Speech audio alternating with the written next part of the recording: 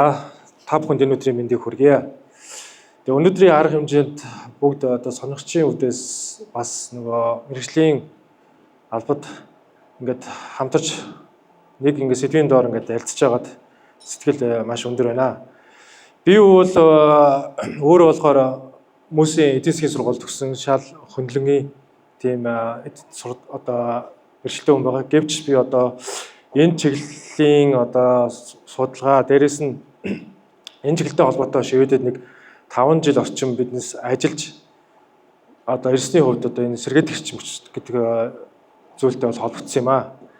Тэгээ энэ утгаараа одоо Монголд хурж ирээд яг энэ цаг үеийн таарад Монгол ч гэсэн одоо биднесийн одоо бидний ажиллаж исэн систем маань энд маш их одоо юу гэдгийг өндөр эрч хүчээ аваад дэлхийн нийтийн хандлагыг мэдрээд энэ цаг үеийн одоо ингээд тохиож байгаад их сэтгэл хангалуун байна.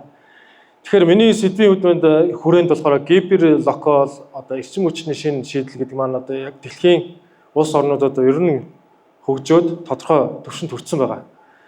Тэр утгаар нь би энэ өнцгөөс нь илүү та хэдэд харуулъя гэж бодлоо. Өмнөх хэлтгэгч маань одоо судалгаа за тэгээд мэргэжлийн албатай мөн зургийн арга зүй талаас нь маш сайхан тайлбарлсан. Тэгэхээр би бодохоор одоо юу гэдгийг энэ гибер локал гэж яг юу хэлээд байгаа юм бэ? Энэ эрчим хүчний яг шинэ шийдэл нь одоо дэлхийн чиг хандлага нь одоо яг ямар үед байгаа юм бэ гэдгийг нэг товчхон хэдэн үгээр илэрхийлье гэж бодож байна. Тэгэхээр одоо гибер локал гэдэг нь маань юу гэсэн үг вэ гэхээр одоо төвлөрсөн сүлжээс айл болохоор татгалзъя. Тэ? Тухайн айл өргөч бай, тухайн одоо хотхонч бай, тухайн одоо орон сууцч бай, өөрийн гэсэн бие даасан эрчим хүчээ өөрөөсөө үйлдвэрч тодорхой одоо эрчим хүчийг өөрөөсөө хангаж тэрийг нар ус энэ цэник хураагур гэдэг энэ арга барилаараа одоо биднес шийдэх боломжтой гэдгийг энэ харуулж байгаа одоо 90 үе ирсэн гэж харж байна. Тэрийг одоо ер нь бол одоо гибрид гэж яриад байгаа. Хайбрид, гибрид гэж ингэж яригадаад байгаа зүйл байгаамаа. Тэгэхээр гибер локал болон гидролокал гэдэг энэ хоёр ойролцоо нэм үгтэй одоо ойлголтууд яваад байдаг. Тэгэхээр гибер локал гэдэг маань яг юуг хэлж байна гэдгийг одоо өснөцөд ингээд харьцуулж та бүхэнд харуулахыг хичээлээ. Тэгэхээр эрчим хүчийг хэрэглэж буй зэгтээ нэг одоо байшин, нэг блок, нэг үйлдвэрлэх системийг гибер локал гэж үзээд байгаа. Нөгөө талаараа болохоор энэ яг гол технологи нь болохоор нарны хатан, за ухаалаг одоо төвийн шугам те. Одоо энэ гол биднес нэг урд нь болохоор зүгээр л эрчим хүчийг хэрэглээл түүнийг одоо биднес мөнгөний төлөвлөлт тийм л ойлголттой байсан бол одоо тэрийг хэмжиж болж байна. Тэ? За цаг хугацаанд нь тохируулаад биднес ашиглаж болж байна. За би энэ орой одоо 7 цагаас 9 цагийн хооронд энийг ашиглая гэвэл бид нэг яг батарейнд тохируулах хийгээд түүнийг ашиглаж авах жишээтэй. Энэ их боломжийг одоо яг одоо энэ орчин үеийн технологи маань бидэнд олгоод байна. Одоо өөрөлд захилгаан эрчим хүчээ би хэмжиж болж байна. Хизээ яаж хаана зарцуулахаа одоо яг өдөртөж болж байна. Улмаар одоо устаа яг тодорхой одоо өөрийнхөө бие даасан системээрээ одоо эрчим хүч үйлдвэрлэлээ түүнийг нийлүүлж болж байна гэдэг утгаараа бол биднээс их одоо захилгаан эрчим хүчийн хувьд маш давуу талтай болчиход байгаа. За энэ хамар хүр болохоор маш жижиг. Тэгээ гэр бүл болон нэг аж ахуй нэгжтээр ингээд хамгаждаг. Гидролокал гэдэг нь болохоор яг орон нутаг, аймаг, сум те одоо томоохон аж ахуй нэгжийн хувьд бол авч үздэг. За түүний дотроо бол бичил усан цахилгаан станц юм уу? Нарны одоо цахилгаан станц.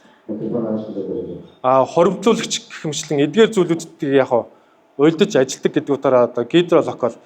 За манайд бол зайлшгүй шаардлагатай одоо гидролокал, энэ гибролокал гэдэг энэ зүйлийг бол уйлдаж ингэж ажиллах нь бол биднээсийн энэ одоо тархаа суурхаа амьдарч байгаа зөвхөн Улаанбаатартай бидэд ингээд бөөнөж одоо шахаж одоо амьдарч байгаасаа илүү одоо юу гэдэг сум орнууд болон тэр улмаар одоо юу гэдгийг бэлчээрийн нөхцөлд амьдрахад бол биднээс маш их хэцээтэй зүйл гэдэг нь эндээс харагдаж байгаа хаа.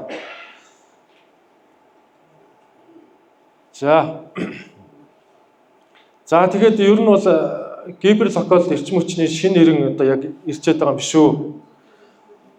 Энэхүү гиперлокал эрчим хүчний хандлага нь одоо төлөвлөсөн том станцаас түрүүн хэлсэнтэй татгадж байгаа. Энийг халж хэлэгч маань өөрөө одоо үйлдвэрлэгч хэрэгч болох үеийг одоо авчирч байгаа гэдгийг ингээд энэ үцгээс нь би тайлбарлахыг бодлоо. За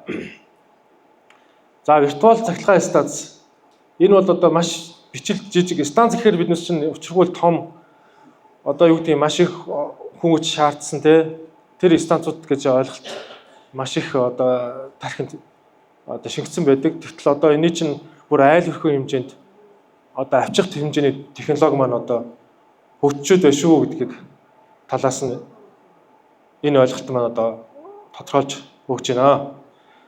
За ухаалаг зохицуулалттай болсноор одоо биднээс яг хөрштэй худалдах эсвэл төвс сүлжээний ачаал ихсэх үедээ өөрийнхөө одоо боломж нөөцийг ингээд ашиглаж худалдах боломжтой болж байгаа.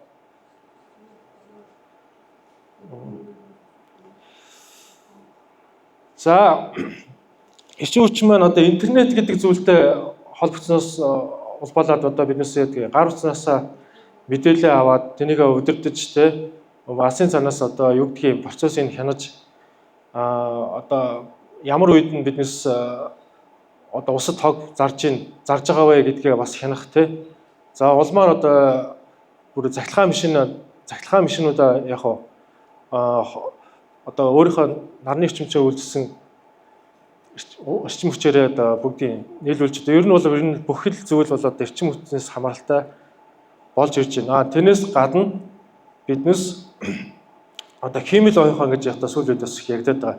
Химэл оюун ухаан нь одоо жишээ нь ямар нөлөөлөл орж иж байгаа нэхэр цаг уураа урьдчилан мэдээд түн дээрээ тулгуулад хизээ сэнэрж хизээ зарцуулгаа хүртэл одоо удирдах боломжийг одоо энэ орчин үеийн технологи интернет ертөнцийн маань олгоод байна гэдгийг бас энд дурдмаар байна.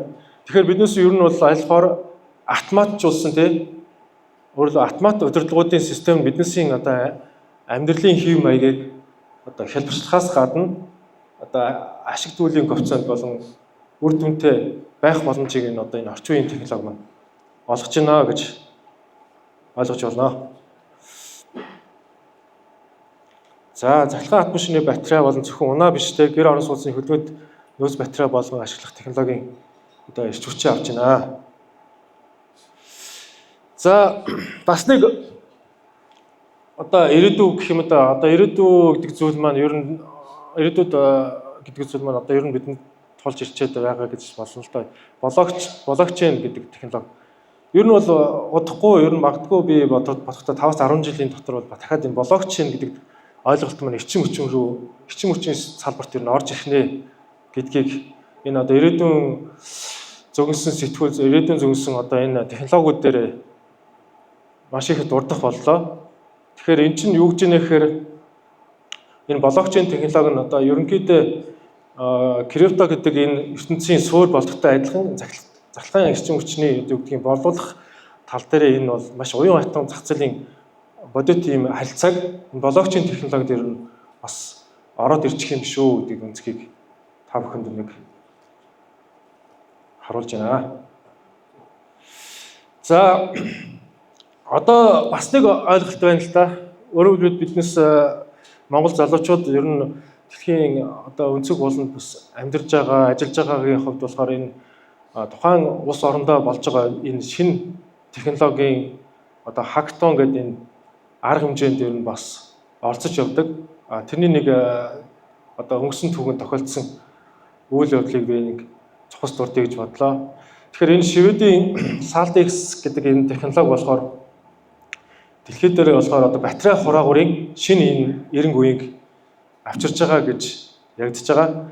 Энэ өөрөөр бол биднээс өдөртмийн хэрэгэлдэг энэ давсыг болохоор батарей хураагуур болгож ингэж одоо дэлхийд Швед одоо Европт маш их үгдгийн алдчихж байгаа. Өөрөөр бол давсын нэг хэд дисбүрийг лабораторийн нөхцөлд нано технологиор бүрээд уус унтгай чанарыг алгуулгаад химийн урвалаар одоо дулаан болон хүүтэн гэсэн энэ процессыг ашиглаж батарей хураагуур болгоно. Улмаар хадгалсан энэ батарейгаа цэник хураагаараа эрчим хүч болгож гаргах. Энэ одоо батарейны сонголтын дээр их маш их тийм одоо хямд батарей хураагуурын тийм нээлт бол ерөнхийдөө зах зээл дээр ороод ирсэн байгаа. Одоо ер нь хятад үйлдвэрээ бариад 2-3 жилийн хугацаанд одоо энэ ерөнхийдөө үйлдвэрийн түвшинд ингээд яригдаад ирж байгаа. Энэ маань магадгүй дэлхийн ертөнцийн дээр одоо удахгүй батарейны сонголтын дээр нэмэгдээд орж ирэх нь тодорхой болчиход байгаа. Тэгэх юм бол биднээс ер нь батарей маань өөр хамгийн өндөр өртөгтэй болчиход байдаг. Энгийн одоо давс гэдэг энэ материал маань маш хямд, маш түгээмэл энэ материал учраас биднээс яг хав батарей хураагүй хувьд бол энэ давсыг тулгуурсан энэ батарейг ер нь зах зээлд дуудахгүй орж ирээд бас сонголт их тийм цаг үе бол бас ирсэн байгаа гэдэгт та бүхэн дурдах байна.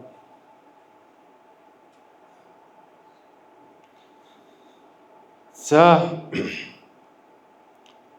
тэгэхээр энэ ногоон орчин хүчний салбар бол биднес одоо орчин үед бол маш их өргөн цар хүртэл хөгжиж байна. Тэгэхээр энэ цар хүрнээс биднес ер нь хоцрохгүй Монгол улс бас дагаад хөгжиж явна гэдэгт маш өндөр итгэлтэй байна. За анхаарал тавьсан баярлалаа.